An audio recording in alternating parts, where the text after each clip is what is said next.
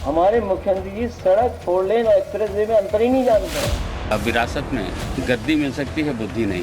वो express way नहीं है तो लगभग 50 करोड़ से ज्यादा पर किलोमीटर बना है, वही 4 लेन।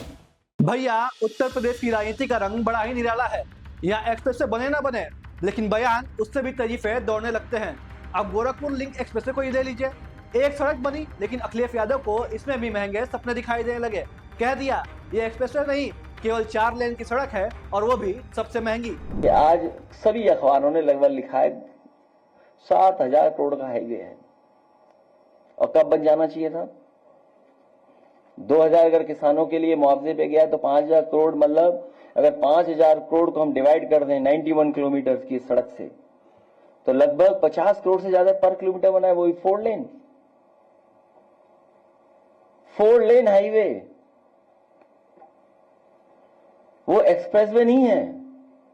हमारे मुख्यमंत्री जी सड़क, 4 लेन और एक्सप्रेस वे में अंतर ही नहीं जानते हैं। लेकिन राजनीति में तंज का असली स्वाद तभी आता है जब तंज सत्ता पक्ष को तीखी मिर्ची की तरह लगे। और इस बार यह मिर्ची निगली नहीं गई, बल्कि उगल दी गई, और वो भी तंज के साथ। और तंज भी ऐसा कि दिवंगत पिता की ही बेटे से तुलना कर डाली। फिर क्या था, राजनीतिक गलियारे और चर्चाएं हो गई तेज। दरअसल अखिलेश के इस बयान का योगी सरकार के मंत्री नंद गोपाल नंदी ने पलटवार किया। गद्दी तो विरासत में मिल सकती है, लेकिन बुद्धि नहीं। विरासत में गद्दी मिल सकती है, बुद्धि नहीं।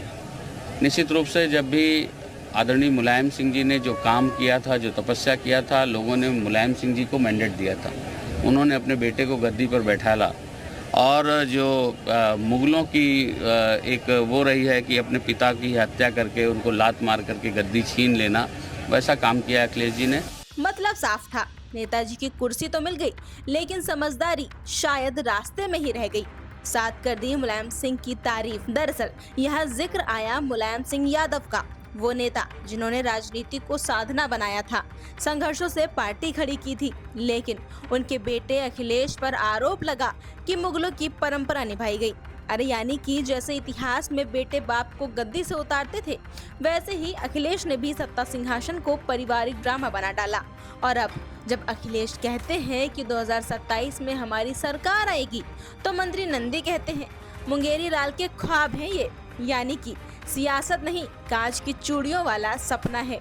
अब अखिलेश ख्वाब देख रहे हैं, नंदी तंज कस रहे हैं, और नेताजी शायद ऊपर से सब देखकर सोच रहे होंगे, लड़ते रहो बेटा, मैं तो अब योग में लीन हूँ। वैसे योग की बात चली है तो बता दे कि उसी दिन प्रयागराज के त्रिवेणी संगम पर मंत्री नंदी एक भव्य योग शिविर में पहुंचे थे।